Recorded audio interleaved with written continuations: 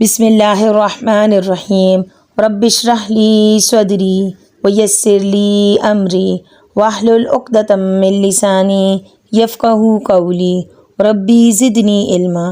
رمضان المبارک میں ایک عظیم الشان نعمت اور بڑی بھاری دولت لیلۃ القدر کا ہونا ہے، جس کی وجہ سے رمضان المبارک کی عظمت اور برکت میں اور بھی چار چاند لگ گئے ہیں اور اس کی شان دوبالا ہو گئی ہے۔ اس رات کی فضیلت میں یہی بات کچھ کم نہیں تھی کہ اس کی فضیلت کے بیان کے لیے قرآن پاک میں ایک پوری سورۃ القدر کے نام سے نازل ہو چکی ہے، جس میں بیان فرمایا گیا ہے کہ اس رات میں عبادت کرنا 1000 مہینے کی عبادت سے افضل اور بہتر ہے۔ جتنا ثواب 1000 مہینوں کی عبادت سے ملتا ہے، اس سے کہیں زیادہ ثواب صرف اس ایک رات کی عبادت میں ملتا ہے، اور اس سے زیادہ ثواب کی کوئی بھی حد بیان نہیں فرمائی گئی۔ اس بنا پر اگر کوئی یہ امید رکھے کہ بے شمار ثواب ملے گا جو شمار میں ہی نہیں، تو انشاءاللہ تعالی اس کو انا عند ظن عبدی بی کے مطابق بے شمار ثواب ملے گا۔ حق تعالی بندے کے ساتھ اس کے ظن کے مطابق معاملہ فرماتے ہیں۔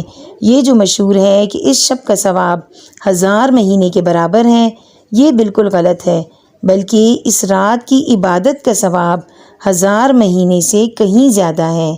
اس کے علاوہ بہت سی احادیث میں اس رات کے فضائل اور اس میں عبادت کرنے کی ترغیب وارد ہوئی ہے۔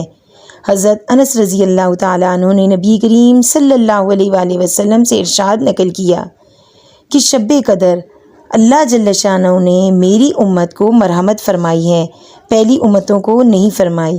اسی طرح حضرت ابو ہریرہ رضی اللہ تعالیٰ عنہ فرماتے ہیں کہ نبی کریم صلی اللہ علیہ وآلہ وسلم کا ارشاد مبارک ہے کہ جو شخص لیلۃ القدر میں ایمان کے ساتھ اور ثواب کی نیت سے عبادت کے لیے کھڑا ہو، اس کے پچھلے تمام گناہ معاف کر دیے جاتے ہیں۔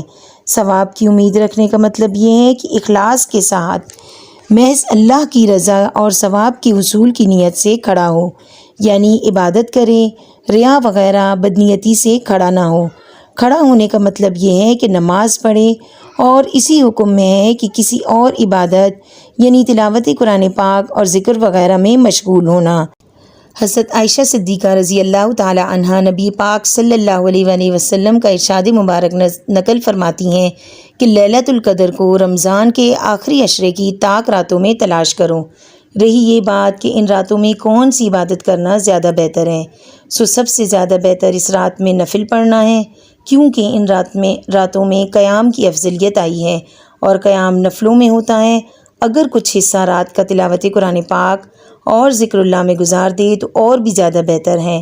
حضرت عائشہ صدیقہ رضی اللہ تعالی عنہا نے نبی پاک صلی اللہ علیہ وآلہ وسلم سے پوچھا کہ یا رسول اللہ صلی اللہ علیہ وآلہ وسلم، اگر مجھے شب قدر کا پتہ چل جائے تو میں کیا دعا مانگوں؟